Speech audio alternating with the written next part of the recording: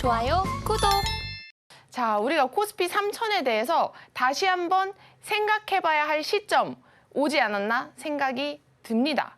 과연 올해 코스피 3000 금방 갈 것 같지 않아요? 그죠? 금방 갈 수도 있겠죠. 이렇게 로그 차트로 살펴보면 코스피 3000이 머지않아 보입니다. 정말 조금 남았어요. 우리가 과거에 코스피 3000 한 번 넘었었잖아요. 그렇죠? 근데 그때 조금 내려온 이후에 지금 다시 상승 추세가 시작된 것 같기도 합니다. 이렇게 로그 차트로 보면 제가 지금 보라색 선으로 표시해 놓은 부분이 바로 코스피 3000선이에요. 그런데 지금 현재에서 로그 차트로 봤을 때는 정말 미세해서 살짝만 툭 쳐도 탁 3000 갈 것처럼 보입니다.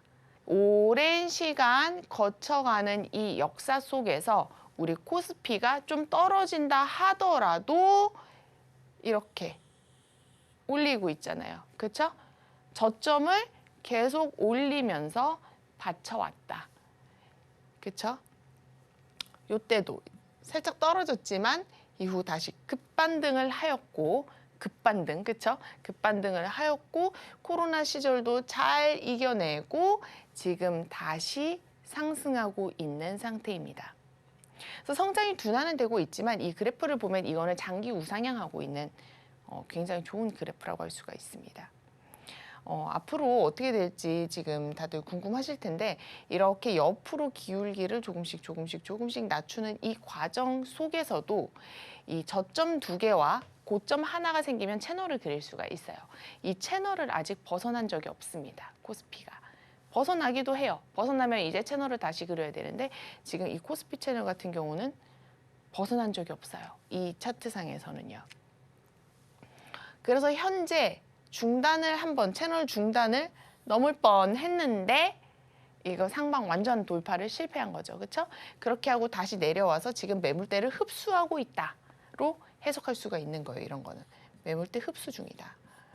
이 기술적 분석에서는 이런 걸 이제 이렇게 부릅니다. 그래서 여기에서 이렇게 봤을 때 얘가 좀 이렇게 아직도 이 가까이서 좀 더 우리가 자세히 살펴볼 필요가 있지만 점점점 저점을 높이고 있다.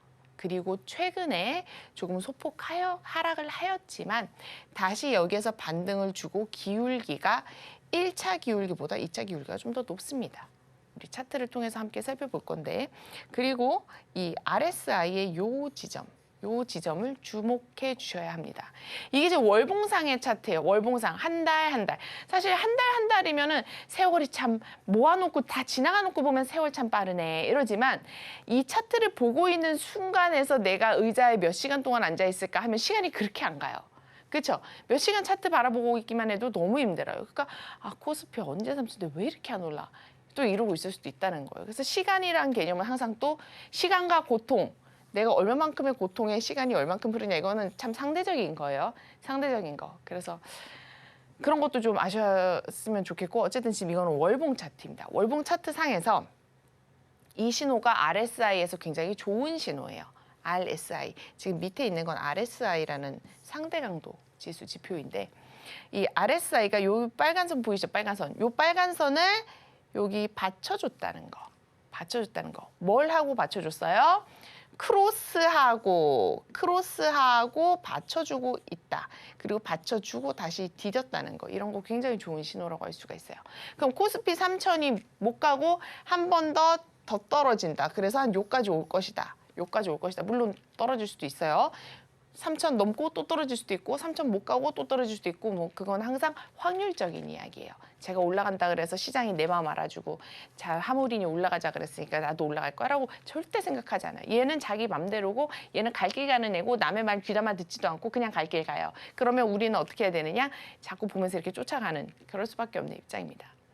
자 아무튼 간에 여기서 봤더니 이 지금 크로스 골크 말 아세요? 골크라 그래서 우리 또 이 차트 기술적 분석은 골든 크로스 이런 크로스 굉장히 좋아합니다. 그래서 지금 경제학자분들도 다 이런 거 쓰세요. 지금 우리만 쓰는 거 아니고 경제학자분들이나 이런 분들도 장단기 금리가 역전되었다 이런 말들 다들 들어보셨을 거예요. 그래서 세상은 이 그래프를 읽는 경제의 흐름은 그래프를 읽는 것으로부터 비롯된다고 보여져요. 그러니까 이 차트의 기술적 분석이라고 해서 절대로 약간 이질감 가지실 필요 없고 나도 그럼 공부를 좀 해봐야지 이렇게 생각하면 좋습니다.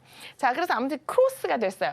크로스가 됐고 얘가 지금 여기서 받쳐주고 올라간다는 건 리테스트 한번 거쳤다는 얘기예요. 리테스트 한번 거치고 이 RSI에서 중요하게 판별되는 거는 30, 70, 50이에요. 30, 70, 50 중요해요. 50 밑에는 좋은 추세, 50 아래는 안 좋은 추세라고 생각을 하는데 지금 보시면 51이에요, 지수. 월봉이 51. 그러면 50에서 받치고 일단 51로 좀 상승했네? 그럼 상승장이 좀 다시 펼쳐질까라는 기대를 해볼 수 있는 그런 시점이라는 거예요.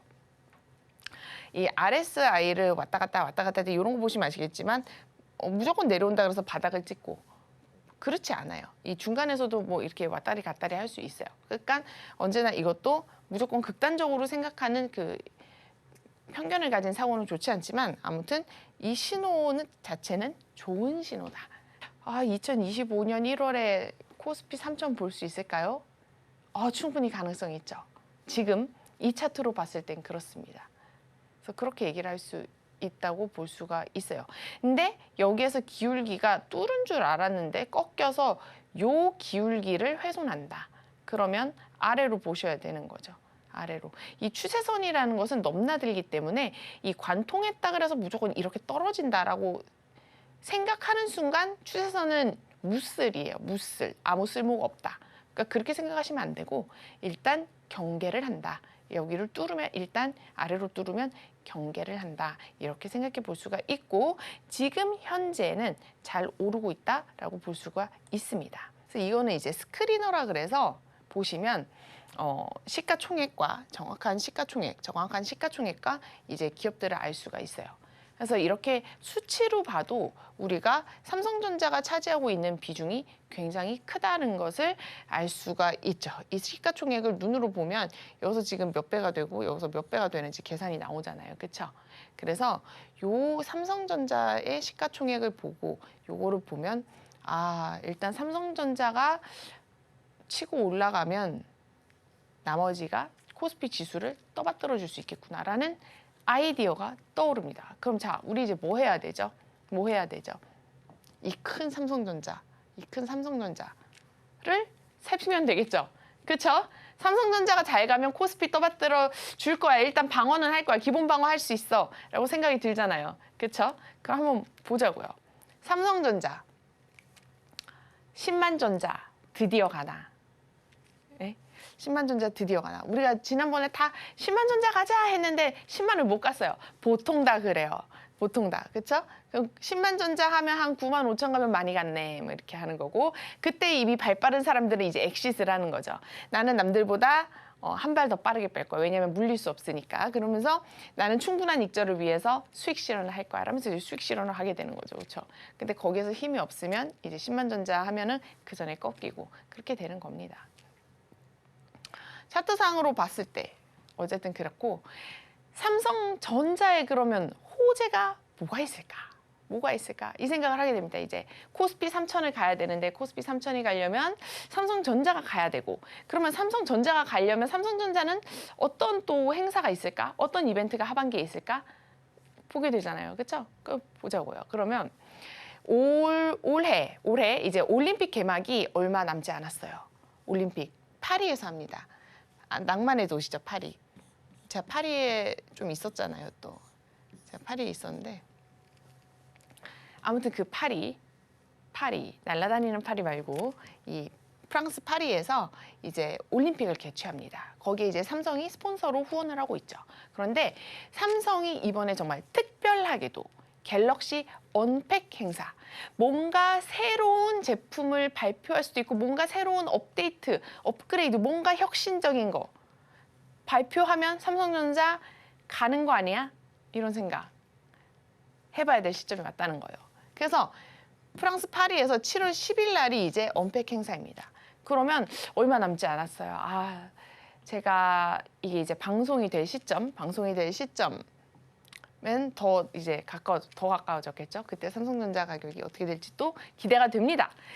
그래서 아무튼 여기 지금 보이시죠? 이거 폴더 폴더블 폰, 폴더폰 이거 관련해서 뭔가 혁신이 나오려나? 지금 그런 생각도 들면서 기대를 한 몸에 받고 있습니다. 이 프랑스 파리에서 이 언팩 행사를 한다는 거는 세계의 모든 언론사들 그리고 모든 투자자들, 기관 투자들, 외국인들, 세력님들 다 주목을 할 수 있기 더 좋은 환경이라는 거예요. 우리나라의 이 삼성전자가 우리나라 사람들만 매수하는 것은 아니잖아요. 그렇죠? 그래서 그들의 이목을 또 한층 더 많이 끌 수 있지 않을까 생각이 듭니다. 삼성전자 뭔가 혁신적인 제품 숨기고 있지 않을까요? 저 기대가 정말 많이 됩니다. 왜냐하면 이번이 삼성전자한테도 되게 중요하고 사람들도 은근히 기대를 되게 많이 하고 있을 거라고 저는 생각해요.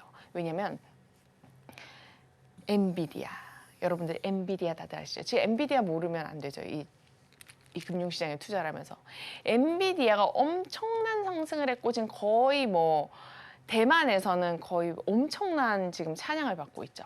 엔비디아가 좋긴 좋은데 솔직히 이 정도는 좀 아니지 않아? 지금 이 가격은 너무 심각한 거 아니야? 라고 생각하는 사람들이 있을 수 있다라는 거예요. 그렇죠? 당연히. 그래서 그렇게 됐을 때 사람들이 그럼 눈이 어디로 가냐? 시선이. 제2의 엔비디아를 찾아라. 이렇게 되는 거예요. 제2의 엔비디아. 제2의 엔비디아. 그럼 반도체로 유명한 기업들 아니면 뭐 좀 찾아볼까 이런 식으로 이제 찾아본다는 거예요. 그럼 제2의 엔비디아 혹시 삼성 이제 이렇게 되는 거죠. 혹시 삼성이 제2의 엔비디아 될 수 있을까요? 자, 사람들이 보통 PER로 비교를 많이 합니다. PER. 그래서 이 PER로 퍼라고 읽는 사람도 있고 PER이라고 읽는 사람도 있는데 그거 배수인데 엔비디아를 보면 지금 어때요? 너무 높아요. 너무 높아요. 엔비디아 지금 PER이 73 정도 돼요. TSMC 반도체 하면 세계 1위, 2위를 다투는 게 바로 삼성과 TSMC잖아요. 그렇죠? 근데 요 삼성과 TSMC가 서로 이렇게 경쟁을 하는데 이 TSMC가 얘도 고공행진을 했어요. 주가를 보시면 TSMC도 고공행진을 했습니다. 한번 볼까요? 자, 이게 지금 보시는 차트가 TSMC예요. 대만의 TSMC 차트고 어떻게 보면 사람들이 많이 삼성의 경쟁사라고 얘기를 많이 합니다. 자, 여기 이제 TSMC가 2023년 이후로 여기도 고공행진 중이에요. 그래서 주가가 굉장히 많이 치고 올라와서 172불입니다, 현재. 자, 이때 코로나 이후에 왜 이렇게 안 가 이랬어요. 대만, 중국 전쟁 이슈가 붙으면서 TSMC가 굉장히 성장을 많이 못해서 TSMC는 항상 잘해왔어요. 항상 꾸준했고 항상 잘해왔음에도 불구하고 주가가 뚝뚝뚝뚝 떨어져가지고 TSMC는 다들 약간 꺼려했죠. 중국 관련 대만 이런 이슈 있는 주식에는 별로 손이 안 가 해서 약간 꺼렸는데 최근에 엄청나게 상승을 해서 신고를 지금 계속 경신하고 있습니다. 경신하고 있어요. TSMC가. 그런데 TSMC 이렇게 갈 동안에 지금 보시면 2023년 이후로 2022년 10월 이후로 쭉 올라갔는데 그에 대적하는 우리 삼성 차트 보자고요. 삼성 차트를 보면 아직 신고를 만들지 못했어요. 신고를 만들지 못했고 2023년 10월 이후로 좀 상승을 했지만 이 TSMC에 비하면 너무 많이 못 갔습니다. 그런데 다시 이 PER로 돌아가 보자고요. 돌아가 보면 엔비디아가 73이고 TSMC가 34예요. 근데 우리의 삼성이 지금 20대입니다. 아직도. 20대. 좋은데? 어감 좋은데요. 20대. 삼성전자 아직도 20대예요. 그래서 PER이 상대적으로 너무 좋은 거예요. 조건이.